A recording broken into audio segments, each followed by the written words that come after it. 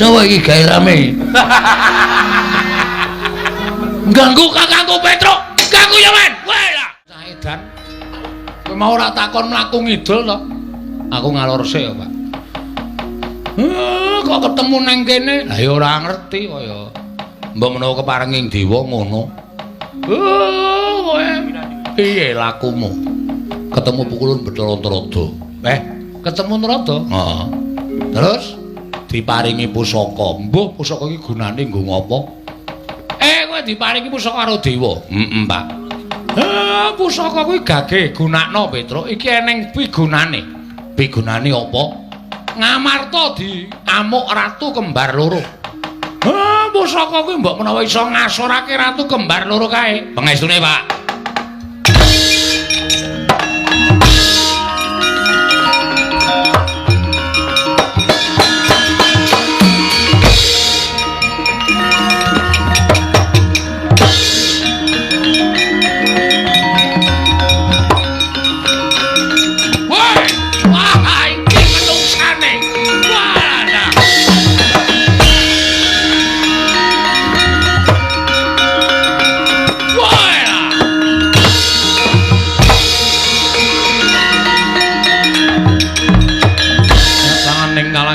Klarwan dan moncar tinon lir kekonang surem soro tetahan padang waladal Yayi Jayastirga Kakang Jayalengkara iki menungsane ana menungsa pawakane sarwadara irunge dawa cangkeme dawa tangane dawa wudele dawa sikile dawa mbok menawa iki kanggo dadi tumbal negara Pulung Kedah Kencana ora sakakan gunung tanpa guna dirangket menungsane dadekke bekakak ning negara Pulung Kedah Kencana. Mangke riyen. Mang bekakak Petruk. Ning carane sapi dijagal sik, Mas. Ora mung waton dicekel, teke sapa dicekel? Sampeyan iso mateni Petruk sasani Sandara Langit. Wah. Candak dadi tumbal candak go ning negaraku legane atiku.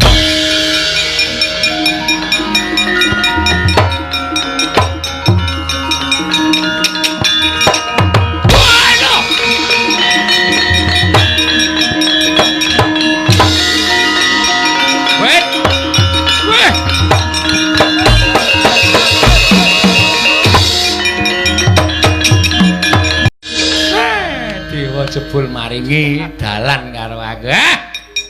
Mir. Semir. Reneo.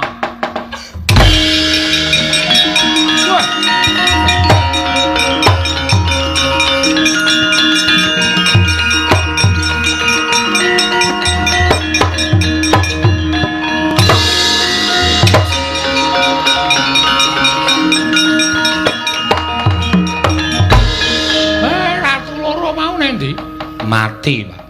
Ilang wujuding latu loro. Wujud pusaka iki ora pangling pustaka Jamus Lima Sada. Nah iki senjata cakra. Iki sing tak goleki. Iki aku bakal dadi mantu ratu. Waduh, gleleng Petruk. Wah, saya sombong kowe asli. Kowe iki kerewe sombong kok. Apa meneh sugih. Saya ngewak-ngewakke tenan bejane dhewe-dhewe kok, Gong. Petruk. Pustaka Jamus Lima Sada ndak suwun. Monggo ning senjata cakra kula sing balekke lho. Aku wae sing balekke. Wis. Karo sapa wardi alum sapa wardi alum. Kancane iki dingengei kok. Wah, jan gleleng. Terus aku adimu lho, Tru. Nduk ngopo? Aku ya ning mlebu metu Ndarawati ya bakale bebas wong kuwi adimu aku keluargamu. Ora iso. Aku nek dadi mantune Ndara Kresna pangkatku tumenggung. Wah, idia-idia. Tak kongkan-kongkon. Ora masalah nek susuke tak pek. Anggepe apa aku kan? Anjur susuke dipes mongko akeh susuke karo ning tuku. Anggepe sak penake dhewe. Wis ya panyun pangestu. Aku melu Petruk.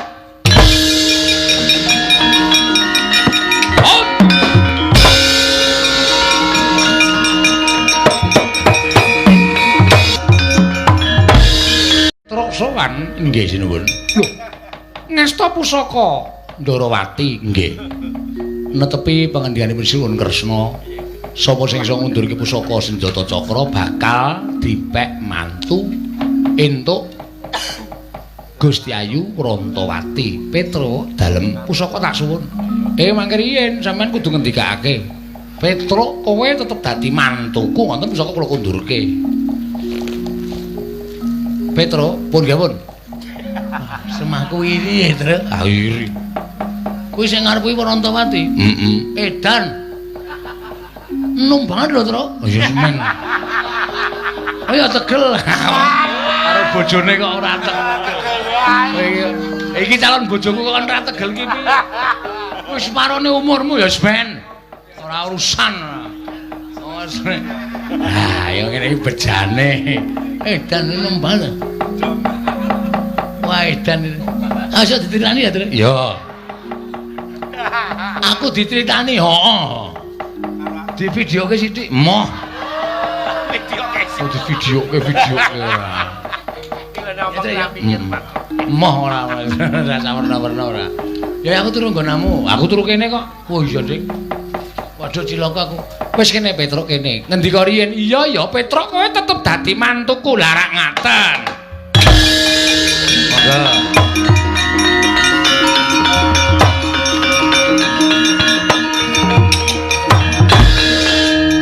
Rantawati kula wonten dawuh jumbuh kelawan sumpahing wong atuamu kowe kudu nampa ya bojomu Petruk mboten menapa-menapa Rama kula pikantuk Ki Lurah Petruk menika rumaos kula malah memanjang dhateng umur kula sebabe Lurah Petruk menika gampil gecul tur ya seneng tetembangan mesti wae ning ati ayem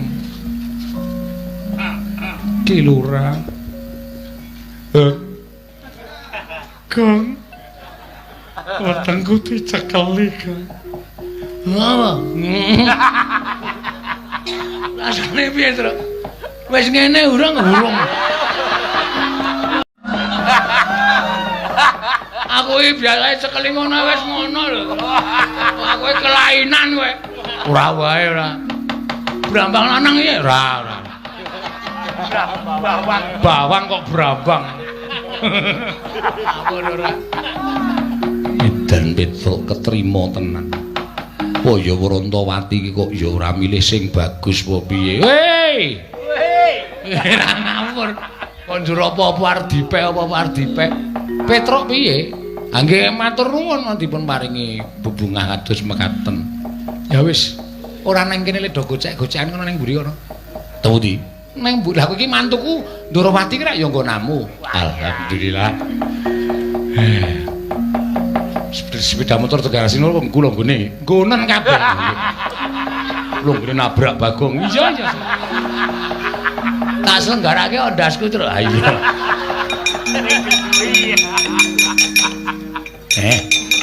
diajeng kula wonten dawuh Ki Lurah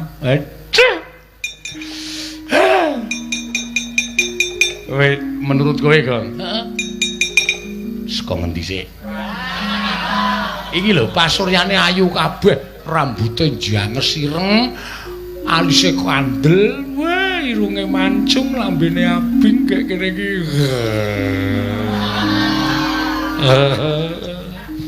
aku njaluk wis tuwekan ora monggo Ki Lurah mancing wonten ing taman pintar mboten mancing wonten ing Taman Sari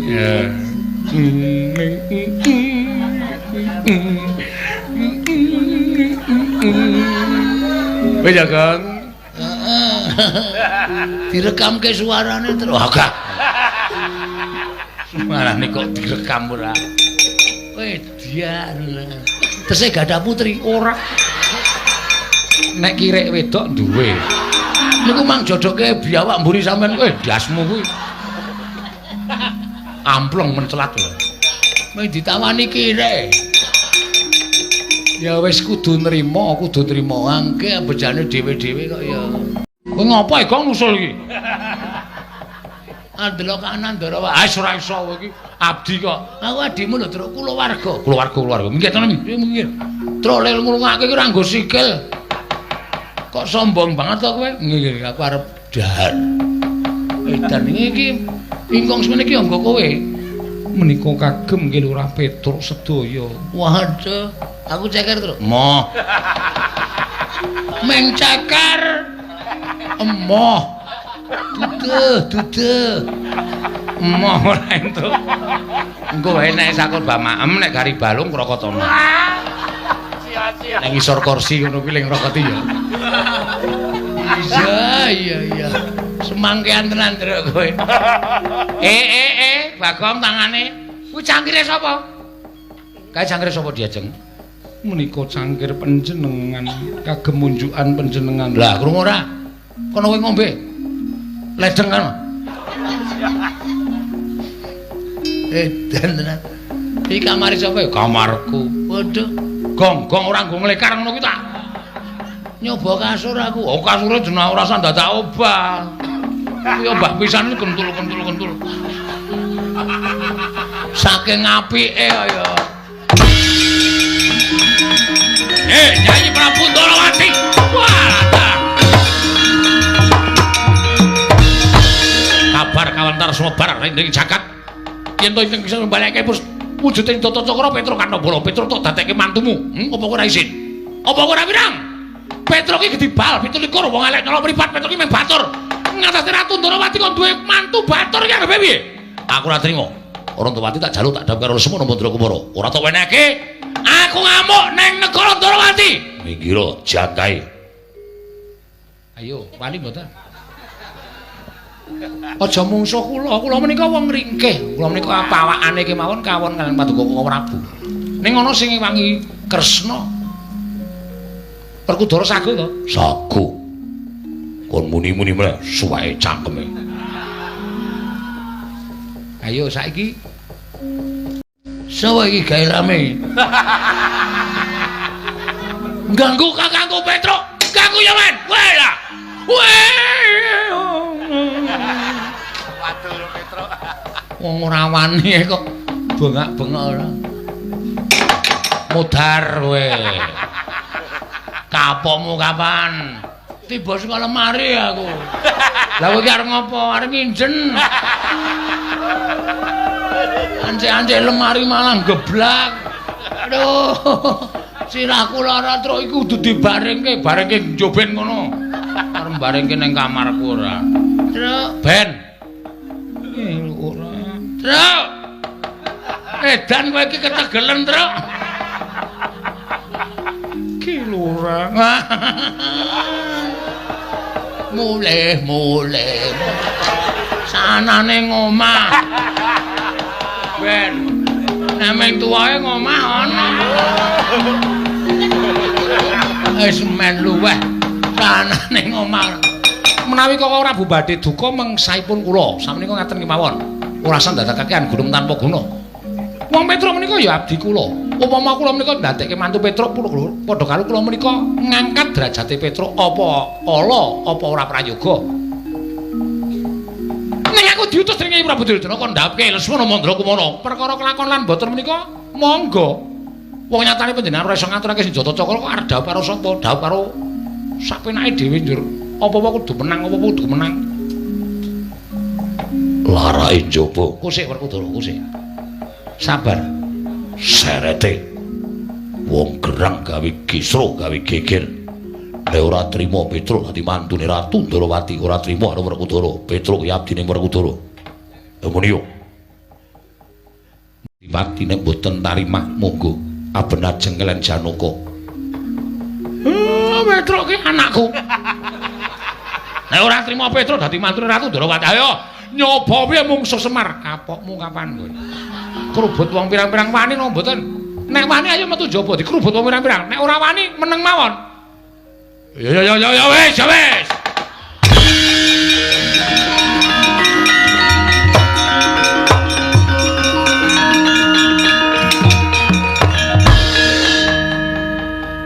Ning Kurawa dampyak bakal njaluk Worantawati Werkudara. Nggih. Kurawa singkirna. Ya.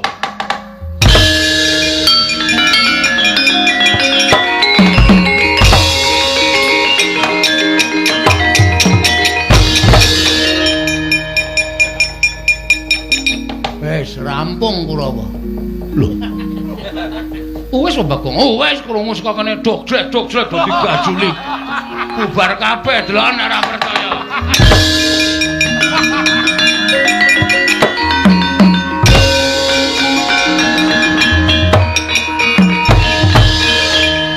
Werkudara wis rampung. Wis. Dursasana tak candhak tak tendang. Kartomarma tak candhak tak buang. Surtayu tak tendang kontal. Citraksa citraki tak dukumbu. Ngandel ora. Cerdas ki cekak-ceket. Wis resik. Wis ora ana sing bakal kanggo gawe. Wis tok sifat barat. Wis. Ya syukur nek kaya ngono Werkudara. Monggo samiya mamayu. Mangayu bagya nipun anak kula Rantawati lan Petruk sampun kelampahan dhaup. Ya muga-muga Lestari Widodari ring sambi kala slamet sak kabehe Kresna.